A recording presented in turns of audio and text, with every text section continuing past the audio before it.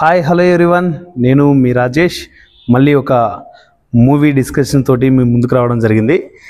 మన ఛానల్లో మీకు తెలుసు, నేను రెగ్యులర్గా మూవీ డిస్కషన్ వీడియోస్ పెడుతూ ఉంటాను. ఒక 2 డేస్కి 1 వీడియో, 3 డేస్కి 1 వీడియో. అలాంటి అప్డేట్స్ మీరు మిస్ అవ్వకుండా ఫాలో అవ్వాలంటే మాత్రం తప్పకుండా మన రిప్కా యూట్యూబ్ ఛానల్ని సబ్స్క్రైబ్ చేసుకోండి. అలాగే పక్కన వస్తున్న గంట సింబల్ పైన క్లిక్ చేసి బెల్ నోటిఫికేషన్ ఆన్లో పెట్టుకోండి. వీడియో కనుక నచ్చినట్లయితే 10 మందికి షేర్ చేయండి. ద సేమ్ టైం లైక్ కూడా చేయండి. లేట్ చేయకుండా టాపిక్కి వెళ్ళిపోదాం. వెల్కమ్ టు రిప్కా క్రియేషన్ యూట్యూబ్ ఛానల్.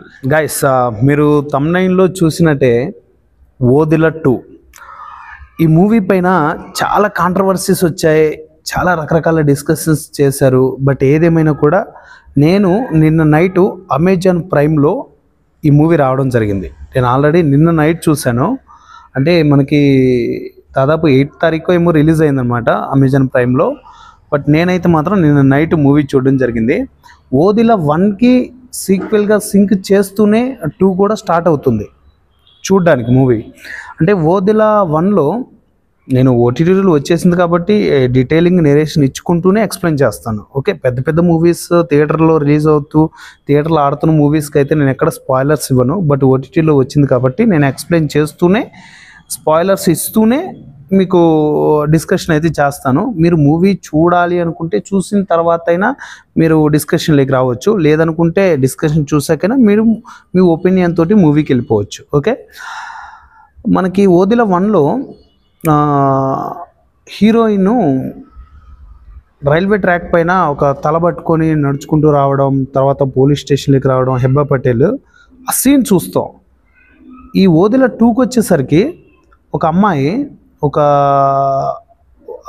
ఒక లేడీ తల, ఆ లేడీ ఎవరో కాదండి చెప్పేస్తాను, మన హెబ్బా పటేల్ తల పట్టుకొని స్టేషన్లోకి వచ్చేసి పెట్టేస్తుంది అనమాట. అంటే పార్ట్ 1లో హెబ్బా పటేల్ తన భర్త తల పట్టుకొని తీసుకొని వచ్చి ఆ టేబుల్ మీద పెడుతుంది.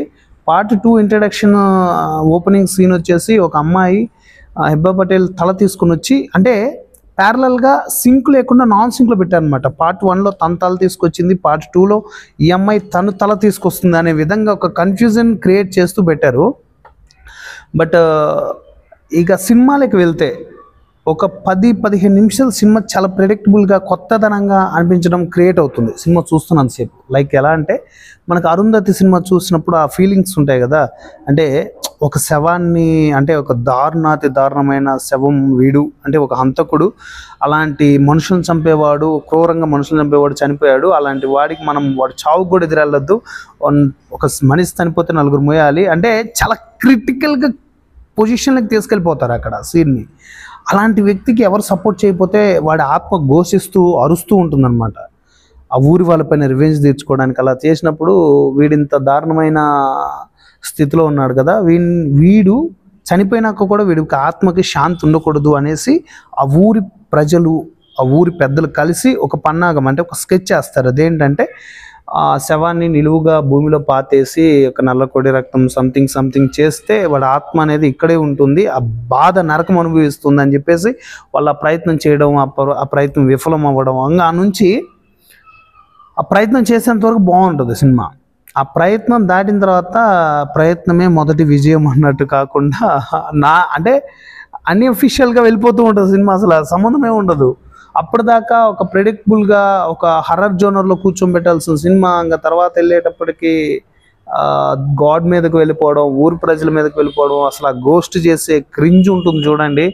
ఆ ఊరంతా సైకిల్ తిప్పడం కానీ, అక్కడికి వచ్చిన వాళ్ళని, పాస్ పోసుకునే వాళ్ళని, ఒక పోలీస్ ఆఫీసర్ని వెనకాల అస్థిపంజరం, అంటే వీపంతా లాగేసి అస్థిపంజరం కనపడేటట్టు చేయడం కానీ, దారుణం అనమాట. అసలు దారుణం అంటే దారుణం. ఇంకా అక్కడ నుంచి మన తమన్నా గారి ఇంట్రడక్షను ఫ్రీ ఇంటర్వెల్ దగ్గర ఉంటుంది. ఆ ఫ్రీ ఇంటర్వెల్ దగ్గర, ఇంట్రడక్షన్ దగ్గర ఆవిడ వచ్చేంత వరకు క్రింజ్గానే ఉంటుంది. పోనీ ఆవిడ వచ్చిన తర్వాత ఏమన్నా బాగుంటుంది, అక్కడ నుంచి ఏమన్నా చూద్దాము బాగుంటుందేమో సినిమా అని కూర్చుంటే ఇక మోసపోయినట్టే. నిద్ర వచ్చేస్తుంది, హెడేక్ వచ్చేస్తుంటుంది.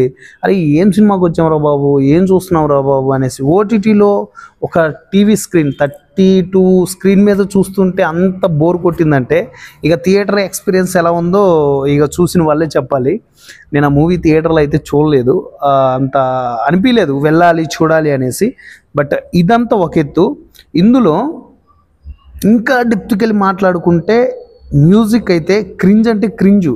అసలు మ్యూజిక్ ఏంటండి, మా ఫ్రెండు నేను ఇద్దరం చూస్తున్నప్పుడు మేము అనుకుంటున్నాం ఏంటి ఆ సౌండ్స్ ఏంటి అవి కొక్కింతున్నట్టు, లైక్ బ్రహ్మానందం ఈ డైలాగ్ అంటారు చూడండి, ఏంట్రా సౌండ్ కొక్కింతున్నట్టు అనేసి. అలాగా అసలు ఆ మ్యూజిక్స్ ఏంటో, ఆ సౌండ్ ఎఫెక్ట్స్ ఏంటో, అసలు అది హర్రర్ ఫీచర్ చూస్తున్నట్టు. మళ్ళీ దానికి 18+ వాళ్ళు వెళ్ళాలనేసి అక్కడ పోస్టర్ మీద వేశారు. దానికి ఎందుకు 18+ వాళ్ళు వెళ్ళాల్సినంత అవసరం ఏంటి అంటే, ఆ కాల్ నరికేయడం, అట్లా వెనకాల వీపులు లాగేయడం, వీటికే. ఆ గోస్ట్, అసలు ఆ గోస్ట్ ఏంటండి బాబు, అసలు అది ఏం మాట్లాడాలి, ఆ సినిమా గురించి ఏం మాట్లాడాలో కూడా అర్థం కావట్లేదు. అంత క్రింజ్గా ఎలా తీస్తున్నారు మూవీస్ అనేది అర్థం కావట్లేదు భయ్య. ఇక చూడాలా వద్దనేది మీ డెసిషనే. అసలుకి ఘోరాతి ఘోరం అనమాట ఓదిల 2 అయితే మాత్రం. ఇంకొకటి నేను దీని గురించి ఇంకా ఇన్డెప్త్గా డిస్కషన్ చేయాల్సిన విషయం ఏంటంటే, సంపత్ నంది గారు, ఈయన గురించి నేను సపరేట్గా ఒక వీడియో చేస్తాను. ఆయన ఫస్ట్ సూపర్వైజింగ్ అని తెలిసింది, అక్కడ స్క్రీన్ మీద చూస్తే డైరెక్టర్ అని కూడా వేసేసారు. బట్ సంపత్ నంది గారు అసలు ఇలాంటి సినిమాలు ఎందుకు చేస్తున్నారో అర్థం కావట్లేదు. ఒకప్పుడు ఆయనకున్న క్రేజ్కి, ఆయన తీసిన సినిమాలకి వేరే ఫ్యాన్స్ బేస్డ్ ఉండేది. అసలుకి గౌతమ్ నంద సినిమా ఉంటుంది, సినిమా ఎందుకు ఫ్లాప్ అయింది ఇప్పటికి కూడా తెలియదు. మేబీ రిలీజ్గానే వేస్తే అది వేరే లెవెల్లో ఇప్పుడు ప్రజెంట్ మళ్ళీ ట్రెండ్ కూడా సెట్ చేయొచ్చు. అలాంటి మూవీ ఆయన తీసిన మూవీస్లో. బట్ అలాంటి మూవీస్ చేసిన వ్యక్తి అసలు ఏంటి, కామెడీ ఏంటి, ఈ హర్రర్ ఏంటి, ఈ గందరగోళం ఏంటి, అసలు ఈ కన్ఫ్యూజన్స్ ఏంటి, అసలు ఆయనేనా, సంపత్ నంది గారైనా ఈ మూవీ చేసింది ఆయన అనే అంత క్రింజ్కి అసలు ఎలా తీసుకెళ్లారు ఏంటో అర్థం కావట్లేదు. కొన్నిసార్లు డిస్కషన్ చేశారనమాట ఆయన, సో ఇలా ఉంటుంది మూవీ, ఆ ఎక్స్పెక్టేషన్స్కి రీచ్ అయ్యే దానికంటే కూడా హెవీగా వెళ్తుంది అనేసి ఆయన డిస్కస్ చేశారు. కానీ అది ఎక్కడ కనిపించట్లేదు. చూసినంతసేపు అసలు ఎందుకు చూస్తున్నాం, ఏముంది అంటే చూడడానికి ఏముంది పర్టికులర్గా దీంట్లో అనేంత దారుణమైన స్థితిలోకి వెళ్ళిపోతుంది చూస్తున్నంతసేపు. కానీ ఎక్కడ కూడా క్యూరియాసిటీ కానీ, ఆ ఎగ్జైటీ క్రియేట్ అవ్వడం కానీ అసలుకి నెవర్ బిఫోర్ అండి మూవీ అయితే మాత్రం. దానికి దండం. దయచేసి ప్రొడ్యూసర్స్ కూడా మీరు మరి లాభాల్లో ఉన్నారా నష్టాల్లో ఉన్నారో ఆ విషయం తెలియదు, కానీ మీరు ఎంత బడ్జెట్ పెట్టారు ఏంటి అని తెలియదు. కానీ ఇలాంటి సినిమాలని చెప్పేటప్పుడు మీకు ఒకలా చెప్పి తీసేటప్పుడు ఒకలా తీస్తున్నారు ఏంటో తెలియట్లేదు.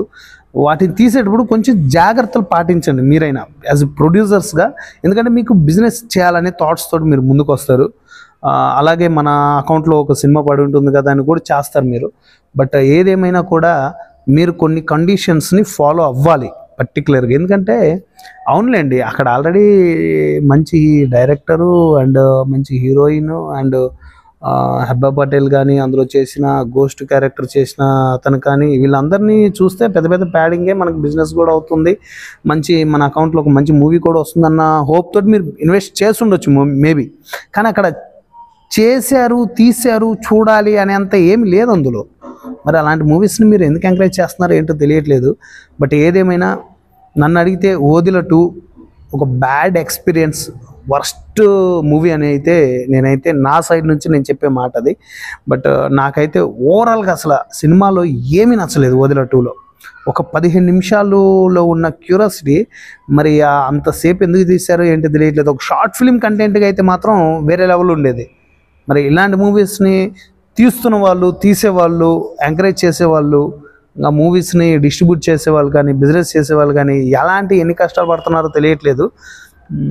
బట్ ఇంకంతే అండి, దాని గురించి ఏం మాట్లాడి కూడా టైం వేస్ట్. దాని గురించి ఇంతసేపు మాట్లాడానా ఈ మూవీ గురించి అనిపిస్తుంది. దాదాపు 9 minutes అవుతుందన్నమాట ఈ మూవీ గురించి డిస్కస్ చేశాక. ఓకే, వదిల మూవీ అయితే మాత్రం వదిలేయడమే బెటర్ ఆప్షన్ అని నా సజెషన్. ఓకే అండి, నెక్స్ట్ ఒక 3 మూవీస్ ఉన్నాయి. ఆ 3 మూవీస్ అప్డేటెడ్ మూవీస్ అవి. ఆ మూవీస్ గురించి ఇన్ఫర్మేటివ్ వీడియో డిస్కషన్గా ఒకటి చేస్తాను. అది కానీ మీరు చూడాలి అనుకుంటే మాత్రం ఛానల్ని సబ్స్క్రైబ్ చేసుకోండి, ఫాలో అవ్వండి. తప్పకుండా నేను మళ్ళీ ఆ వీడియోతో మీ ముందుకు వస్తాను. Thank you.